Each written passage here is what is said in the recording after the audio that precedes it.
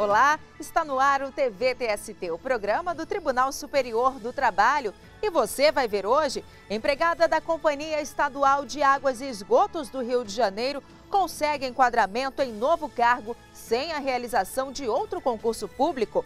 A segunda reportagem da série Os Direitos dos Trabalhadores nas Eleições. Saiba o que diz a lei sobre a relação entre candidato e cabo eleitoral e quais os direitos dos trabalhadores candidatos.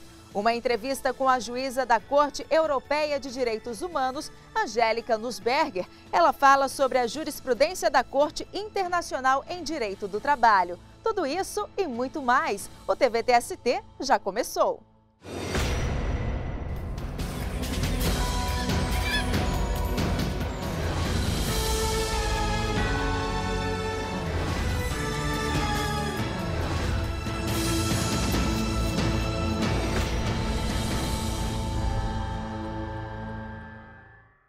Uma trabalhadora da Companhia Estadual de Águas e Esgotos do Rio de Janeiro conseguiu enquadramento em novo cargo sem a realização de outro concurso público.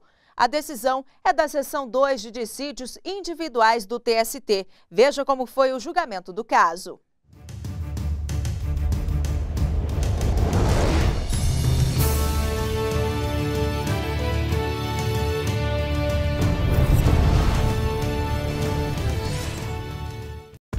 A empregada trabalhava como mecanógrafa e, com um novo plano de carreira, passou a atuar como digitadora. No processo, a trabalhadora alegou que houve um desvio de função e que deveria ter sido enquadrada na área administrativa. O Tribunal Regional do Trabalho do Rio de Janeiro aceitou o pedido por entender que o cargo de técnico administrativo era semelhante ao exercido pela trabalhadora e também estava incluído no novo plano da empresa. O TRT concluiu ainda que não era necessária a realização de outro concurso público. De acordo com o relator do recurso da empresa na seção 2 de Dissídios Individuais do TST, ministro Douglas Alencar Rodrigues, o regional concluiu ser possível a promoção, porque os cargos estariam na mesma carreira. Para ele, se a trabalhadora fosse mantida no cargo de digitadora como queria a empresa, aí sim haveria um desvio de função. O voto, então, está assentado na premissa de que a pretensão recursal está vinculada ao reexame de fatos e provas, o que esbarra na súmula 410 desta Corte. E por isso estou votando pelo conhecimento e desprovimento do recurso, presidente. O ministro Cláudio Mascarenhas Brandão acompanhou o voto do relator. São cargos da mesma estrutura administrativa, porque até o voto transcreve a decisão do regional, onde destacou não ser possível, por exemplo, mudar de mecanógrafo para médico e engenheiro, por exemplo, mas porque eram cargos de atribuições similares, se limitou ao novo enquadramento. Frisei esse aspecto, como a gente destacou o ministro relator, para que evidentemente, não se deixasse de observar o limite constitucional do concurso público. Por unanimidade, a SDI 2 não aceitou o recurso da Companhia Estadual, ficando mantida a decisão regional que determinou o enquadramento da mecanógrafa no cargo de técnico administrativo, sem a necessidade de novo concurso público.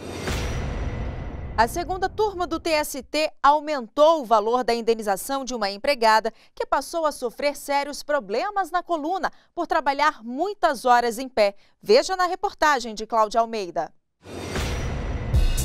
Sobe escada, desce com mais peso ainda. E rápido, porque o cliente está lá embaixo esperando o sapato. Nesta loja em Brasília, os vendedores trabalham até 8 horas por dia em pé.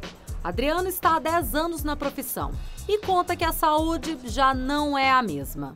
Você vai sentindo, os sintomas como dor no ombro, dor nas costas, às vezes até dor de cabeça, joelho ele bate que nem coração às vezes. O desgaste pode levar à fragilização dos ossos, segundo especialistas. Convidamos então essa fisioterapeuta para conversar com os empregados e mostrar como essas dores podem ser minimizadas. Você vai trazer a caixa, até você aqui, traz e levanta, tá? Traz bem de encontro ao seu tórax, que é ele que vai segurar o peso. Essa é a rotina de milhares de brasileiros que precisam trabalhar em pé todos os dias. Por conta do desgaste, muitos acabam doentes e têm que abandonar a profissão. Foi o caso de uma empregada de um abatedouro de aves no Paraná. Ela conta que trabalhava em um ambiente com mudanças bruscas de temperatura. Além disso, tinha que ficar em pé o dia todo. Resultado, a mulher desenvolveu uma artrose na coluna lombar e perdeu 25% da capacidade para o trabalho. O TRT do Estado condenou a empresa a indenizar a empregada em R$ 5.000. Segundo os desembargadores, o patrão não conseguiu demonstrar que adotou medidas eficazes para diminuir os riscos no local de trabalho. Mas a mulher considerou o valor baixo, por isso recorreu ao TST. A segunda turma entendeu que, ao levar em consideração a extensão do dano e a culpa da empresa, a indenização foi realmente muito baixa. Por esse motivo, os ministros aumentaram o valor para R$ 15.000. A fisioterapeuta lembra que, para diminuir os casos de doença ocupacional, o melhor é o patrão investir em atividades físicas dentro do ambiente de trabalho. O ideal seria o trabalhador, como já existe nas empresas, pequenas e grandes empresas, a ginástica laboral. E a gente ensinar como esse trabalhador, a postura dele no dia a dia, como ele usa o seu corpo da melhor maneira possível para evitar esse desgaste. Então é primordial que toda empresa, principalmente quem trabalha de pé, tenha essa parada de 2 em 2 horas para ser feita. Em outro caso, analisado pela segunda turma do TST, a maioria dos ministros decidiu que um professor de Direito Civil da Universidade Paulista não tem direito à equiparação salarial com um colega professor de Direito Tributário da mesma instituição. O professor de Processo Civil da Unip afirmou que havia diferença salarial entre ele e um professor de Direito Tributário e Constitucional, apesar de atuarem na mesma atividade. A instituição de ensino se defendeu, alegando que, embora os dois fossem professores do mesmo curso, ministravam disciplinas diferentes que exigiam qualificação técnica distinta. Em primeira instância, o pedido do professor foi aceito, porque, segundo o juiz que analisou o caso, a faculdade não conseguiu provar que havia entre os profissionais diferença de tempo de serviço e produtividade. A instituição, então, recorreu ao TRT de São Paulo, que manteve o direito à isonomia salarial, por entender que o fato das disciplinas serem diversas não é suficiente para justificar a disparidade salarial. Mais uma vez, a faculdade recorreu e a segunda turma do TST, por maioria, afastou a equiparação salarial. Para o relator do recurso, o desembargador convocado Gilmar Cavalieri, se por um lado não cabe fazer juízo de valor quanto à importância de cada disciplina, por outro também não se pode concluir que sejam idênticas as funções dos professores, cujas atividades apresentem objetos diferentes. O ministro José Roberto Freire Pimenta divergiu do voto do relator. À luz da prova dos autos, a instância ordinária concluiu que há igual perfeição técnica e que há igual produtividade. O que muda é só a disciplina, esse é que é o problema. Com todas as vênias, a minha dificuldade é essa. Se concluir que eles têm perfeição técnica diferente, eu aceito. Mas o presidente da segunda turma, ministro Renato de Lacerda Paiva, acompanhou o voto do relator. Para ele, a questão envolve também o mercado de trabalho. A questão da disciplina é importantíssima porque é uma questão de mercado de trabalho. Então, algumas disciplinas existem poucos professores e eles são remunerados um valor maior do que outra disciplina em que existe muito professor. E se eu equiparar, eu desestruturo o próprio mercado de trabalho. E essa notícia teve grande repercussão na página do TST no Facebook. Foram mais de 900 curtidas e quase 100 comentários. O Cássio Moro opinou ser impossível equiparar duas atividades intelectuais tão complexas. Já o Felipe Silva comentou que determinadas áreas jurídicas são mais complexas que outras, como o direito tributário, por exemplo, que exige muitos conhecimentos de economia, contabilidade e matemática. Para ele, poucos dominam a área. E você? O que pensa sobre essa e outras decisões do tribunal? Curta a página do TST no Facebook e deixe seu comentário. Acesse facebook.com/TSTJus. E a página do TST no Facebook está entre as 10 mais engajadas no âmbito institucional, segundo pesquisa realizada por uma companhia global de mídia social e análises digitais. Cerca de 1.600 novos fãs por dia. Foi o quanto a página do Tribunal Superior do Trabalho conquistou no Facebook no mês de julho deste ano. A página ocupa o 8º lugar entre as mais engajadas. Nos 7 primeiros estão as páginas do Exército Brasileiro, do Ministério da Justiça, do CNJ, do Ministério da Educação, Ministério da Saúde, do STJ e da Marinha do Brasil. Os números são da Social Bakers, empresa mundial de mídia social e análises digitais. Em julho, mais de 500 mil de pessoas curtiram as postagens, cerca de 225 mil compartilharam os conteúdos e mais de 34 mil internautas comentaram as publicações. A página do TST ficou ainda em 5º lugar no âmbito governamental com maior crescimento. Nela, são divulgadas as principais decisões da Justiça do Trabalho e repassadas informações sobre o direito de patrões e empregados no Brasil. No próximo bloco, a segunda reportagem da série Direitos dos Trabalhadores nas Eleições. Nós vamos falar sobre o trabalhador candidato. A gente volta já, não saia daí.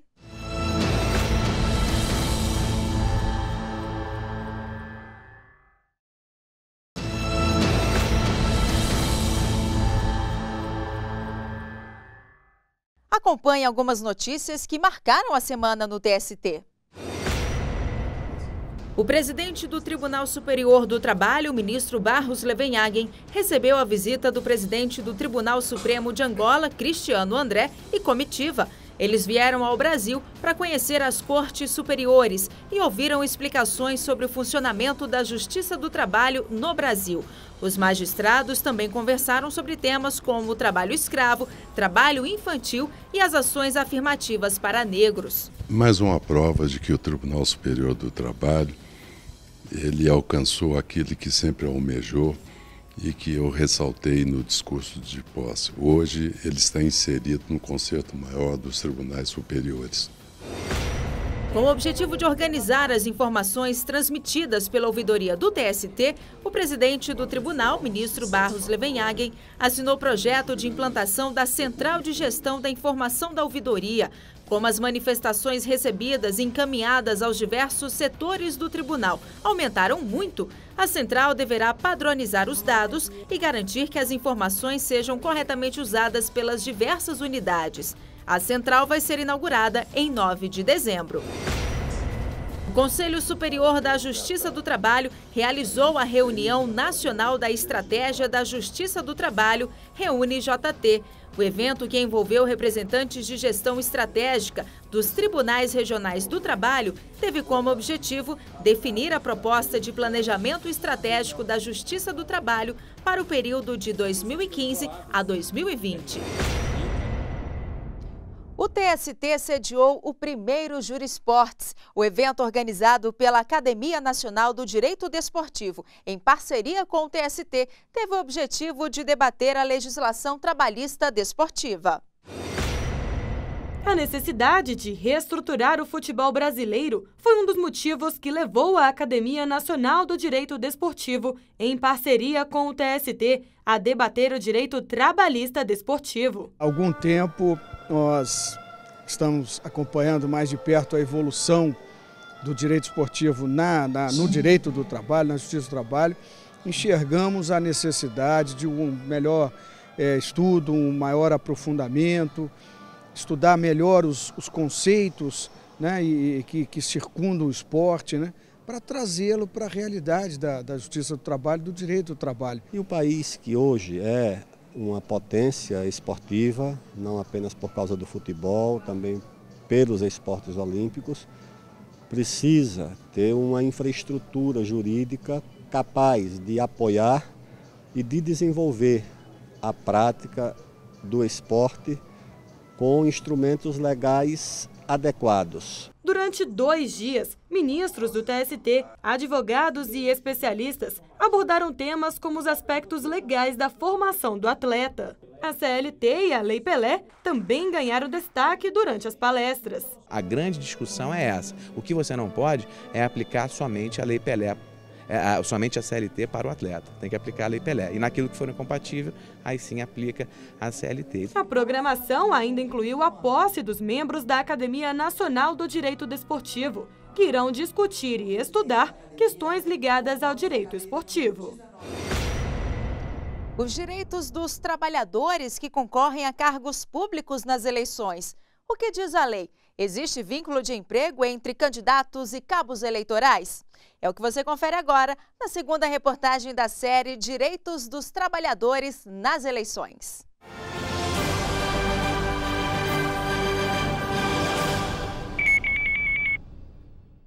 Aqui, pode ficar aqui na sombra, pode ficar aí na sombra. O cerrado, gente, tem que ser composto e nunca retirado, que o pai vai reclamar. Ele tira tudo, bota a grama, bota a casa e faz o playground para se divertir, né? É com esse bom humor e sabedoria que o professor Adolfo Luiz, um servidor público do governo do Distrito Federal, ensina educação ambiental para os estudantes de escolas públicas. Nenhum detalhe escapa à percepção aguçada do ambientalista e arte educador. A água vem da represa Santa Maria, que já foi na água mineral. A água sai de lá, vem para essa caixa d'água, daqui distribui para Brasília. Então isso aqui é um lugar muito importante. Na Escola da Natureza, um espaço visitado por estudantes do Parque da Cidade, bem na área central de Brasília, o professor Adolfo mostra o cerrado e defende a sustentabilidade, assunto que o levou a disputar em 2010 uma vaga de deputado distrital na Câmara Legislativa do Distrito Federal, que equivale à vaga de deputado estadual nas Assembleias Legislativas dos estados. Parece contraditório, mas para defender o meio ambiente como parlamentar, o educador teve que se afastar da atividade que mais ama, ensinar às crianças tudo sobre a natureza. Você não pode estar em sala de aula e trabalhar na política. Você não pode trazer. Então o que acontece? Você tem que fazer o licenciamento. Foi uma dor no coração, que eu falava, amo o que faço, adoro. O candidato deve comunicar com antecedência a intenção de ser dispensado do trabalho para a campanha eleitoral. E ele pode provar que é candidato com a certidão passada pelo tribunal onde tenha sido apresentada a candidatura. A Lei Complementar 64, de 18 de maio de 1990, prevê os prazos de desincompatibilização de quem trabalha no serviço público e vai concorrer nas eleições. No caso do servidor público, ele já tem duas formas aí que nós temos que observar. Nós temos o seletista e o eletivo, certo? Então, o seletista, né, ele não precisa, no caso aí, pedir esse desvinculamento. No caso, o eletivo ele já precisa pedir para ser afastado, né, do cargo que ele exerce. Via de regra, seria 6 meses. Tem as exceções que têm um prazo menor, no caso 3 meses, 4 meses. No caso do profissional da iniciativa privada, o afastamento também é permitido.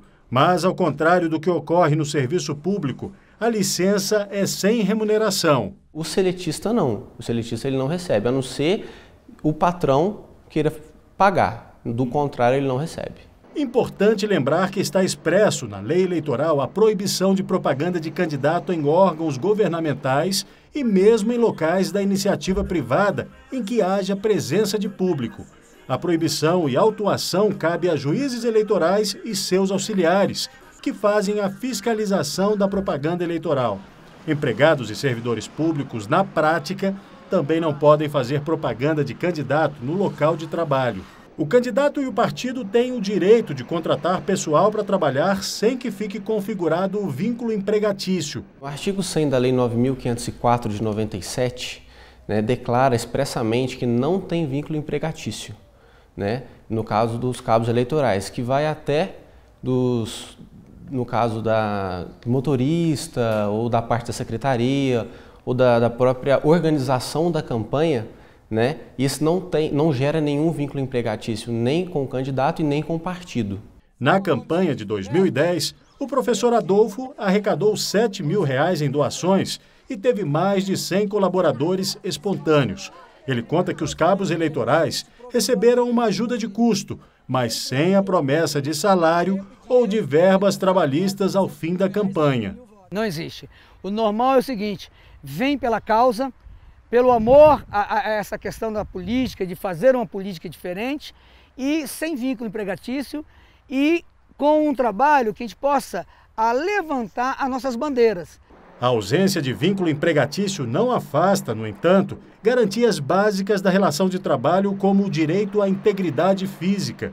Em 2012, o TST condenou o ex-governador do Distrito Federal, Joaquim Roriz, a indenizar por danos morais um cabo eleitoral que ficou cego do olho esquerdo depois de se envolver em uma briga com adversários políticos. Os ministros entenderam que o acidente teve relação direta com o serviço prestado, uma vez que os militantes eram incitados a reagir às provocações. Para evitar situações como essa, os candidatos e militantes devem atentar para a finalidade cívica das eleições. E no próximo bloco, uma entrevista com a juíza da Corte Europeia de Direitos Humanos, Angélica Nussberger. Ela fala sobre a jurisprudência da Corte Europeia de Direitos Humanos em direito do trabalho. Nós voltamos em instantes. Até já!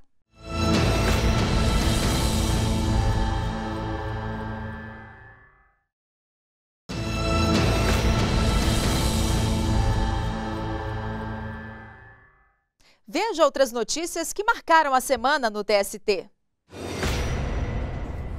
O projeto Virtudes em Cena, coordenado pelo vice-presidente do TST, ministro Yves Gandra Martins Filho, exibiu o filme francês Meu Melhor Amigo, do diretor Patrice Laconte. O personagem principal é François, um negociante de obras de arte que tem um temperamento difícil e é desafiado a provar que tem um melhor amigo. A obra, que se passa em Paris, fala sobre a importância da verdadeira amizade. Ao final da exibição, houve um debate sobre as principais lições deixadas pelo filme. Mais de 60 servidores participaram de mais uma ação do programa TST em Movimento. Nas trilhas do Jardim Botânico de Brasília, eles caminharam, correram e pedalaram, fazendo um percurso de até 10 quilômetros. A cada 2 meses, servidores saem das salas e dos gabinetes para participar das atividades promovidas pela Coordenadoria de Saúde do Tribunal. O programa TST em Movimento existe desde 2004. As cerimonialistas Marta Baena e Sergina Pedrosa lançaram no TST o livro Cerimonial Contemporâneo.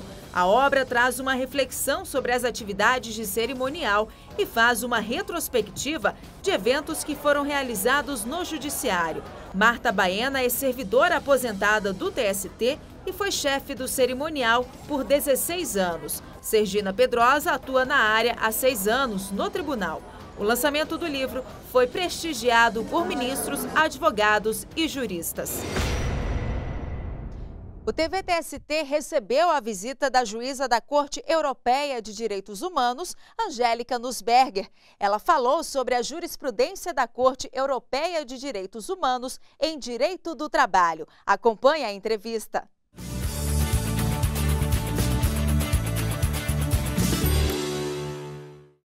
Juiz Angélica, muito obrigado pela sua presença. Como funciona a Corte Europeia de Direitos Humanos e quais os efeitos das atuações da Corte nas decisões sobre os países membros? A Corte Europeia de Direitos Humanos funciona em caráter permanente, com sede em Estrasburgo e é composta de 47 juízes, um para cada Estado-membro. Grandes ou pequenos, cada Estado tem um representante. A Corte tem competência para julgar casos de direitos humanos dos Estados-membros e seus cidadãos, trazidos à Corte diretamente, quando reclamam sobre violações de seus direitos humanos. Quando a Corte constata uma violação num caso específico, o Estado envolvido é instado, com base no direito internacional, a implementar a decisão da Corte. Isso significa que deve mudar sua legislação ou sua jurisprudência, ou, às vezes, adotar medidas práticas, coisas assim. Em que situações a Corte é acionada? Apenas países podem acioná-la ou também cidadãos, pessoas individuais? Os cidadãos são os demandantes mais importantes. Quase todas as queixas vêm diretamente dos cidadãos. Primeiro, eles têm de ir às cortes nacionais. E quando não têm sucesso e seus direitos humanos continuam sendo violados, eles podem ir à Corte Europeia de Direitos Humanos. E sempre que a Corte recebe uma causa de um cidadão, ela inicia um processo. Estados podem ir à corte em casos muito excepcionais, nas chamadas queixas entre Estados, quando um Estado apresenta queixas sobre a violação de direitos humanos em outro. Temos, agora, um caso muito importante entre Estados, entre a Ucrânia e a Rússia, referente a violações de direitos humanos no conflito que vemos no momento. Falando especificamente dos direitos do trabalho, quais foram os principais julgamentos da Corte Europeia nessa área? Houve um julgamento muito importante em 2006, Demir e Baykara versus Turquia, sobre a dissolução de um sindicato e a declaração de invalidade de um acordo coletivo firmado por esse sindicato. Nesse julgamento, a Corte decidiu que os direitos dentro da Convenção Europeia de Direitos Humanos devem ser interpretados à luz da legislação trabalhista internacional e assim incorporou um grande corpo legal trabalhista à Convenção.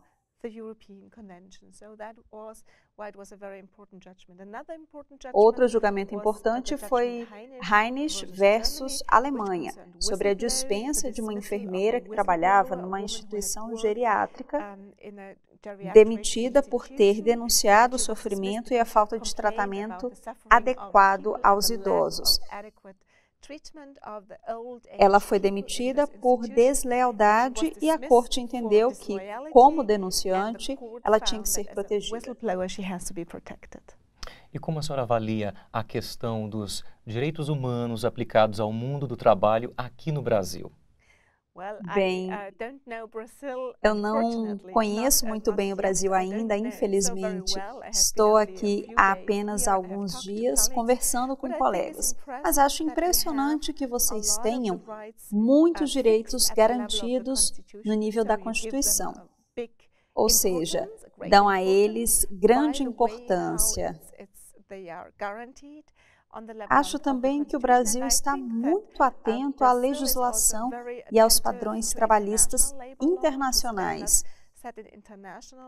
e dá também grande importância ao desenvolvimento da lei trabalhista em âmbito mundial. Juíza Angélica, a gente agradece realmente a sua presença aqui em nosso estúdio e muito obrigado pelas suas informações. Thank you very much for welcoming me here. It's very kind. E o TV TST termina aqui, mas você pode continuar acompanhando as notícias do Tribunal Superior do Trabalho pelas redes sociais e pelo site tst.jus.br. A gente se vê no próximo programa. Até lá!